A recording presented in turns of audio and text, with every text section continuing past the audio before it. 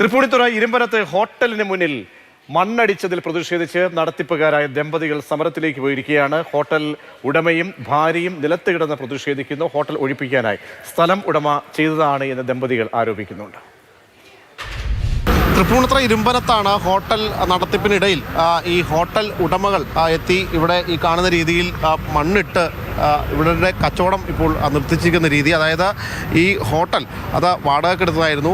1 വർഷത്തെ കരാർ കാലാവധിയിലായിരുന്നു. കാലാവധി കഴിഞ്ഞിരുന്നു. പക്ഷേ എന്നാൽ വാക്കാൽ 6 മാസം കൂടി നൽകണമെന്ന് ഈ ഉടമകൾ ആവശ്യപ്പെട്ടിരുന്നു. എന്നാൽ അത് നിരസിച്ചുകൊണ്ടാണ് ഇന്നലെ രാത്രി മണ്ണടിക്കുകയും തുടർന്ന് ആ കാണുന്ന ഹോട്ടലിൻ്റെ മുകളിലത്തെ ഓടുകളടക്കം ഇളക്കി മാറ്റുകയും മറ്റുമൊക്കെ ചെയ്തത്. ഏകദേശം ലക്ഷങ്ങൾ മുടക്കിയാണ് ഇവർ ഇത് നിർമ്മിച്ചത് എന്നതാണ് നിലവിലത്തെ ഈ വരാപ്പുഴ സ്വദേശികളായ ഉടമകൾ വ്യക്തമാക്കുന്നത്. നിലവിലിപ്പോൾ അവർ ഇവിടെ കിടന്ന് സമരം ചെയ്യുകയാണ്.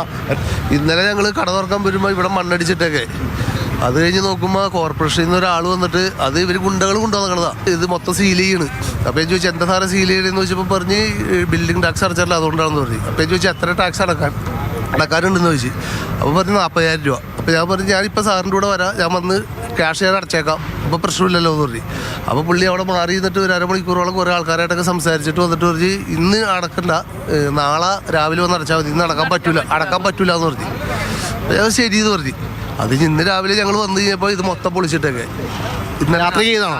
രാത്രി 9 മണി വരെ ഞങ്ങൾ ഇവിടെ ഉണ്ടായിരുന്നു. ഈ മാറുന്ന കാര്യം ഇവർ ആവശ്യപ്പെട്ടിരുന്നു. അവർ 6 മാസം മുമ്പ് പറഞ്ഞിരുന്നത്. അപ്പോൾ ഞങ്ങൾക്ക് ഒരു 6 മാസത്തെ സമയം കൂടി തരാൻ പറഞ്ഞു. നിങ്ങളുടെ കരാവധി കഴിഞ്ഞു കഴിച്ചിരിക്കണ. പിന്നീട് കരാർ പുതുക്കിയില്ല. ഇല്ല പുതുക്കി തന്നില്ല അവർ. എത്ര രൂപ മുടക്കിയാണ് ഇതിപ്പോൾ ഈ ഹോട്ടലൊക്കെ കെട്ടിയത്? 80 ലക്ഷം. അതിനകത്ത് ഞങ്ങൾ 1 മാസത്തെ വാടക ഇവർക്ക് കൊടുക്കാനുള്ളൂ. 80 ലക്ഷം മുടക്കിയിട്ടുണ്ടെങ്കിൽ ഈ ഒരു വലിയൊരു കരാറിലേക്ക് വെക്കാൻ 11 മാസത്തേക്ക് മാത്രം പറ്റില്ല. ഇവർ പറഞ്ഞ് 11 മാസമേ ചെയ്യുള്ളൂ എന്ന് പറഞ്ഞു. അപ്പോൾ എത്ര നാളായിട്ട് നിങ്ങൾ ഹോട്ടൽ നടത്തിയിരുന്നത്? ഞങ്ങൾ 1.5 വർഷം 2 വർഷം ആവണം.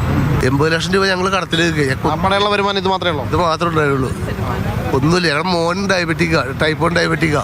അപ്പോൾ അവർ ഭാവിയിൽ ഒന്നും ചെയ്യാൻ പറ്റൂല. ഓരോ ദിവസവും 6 പ്രാവശ്യം ഇൻസുലിൻ എടുക്കണം.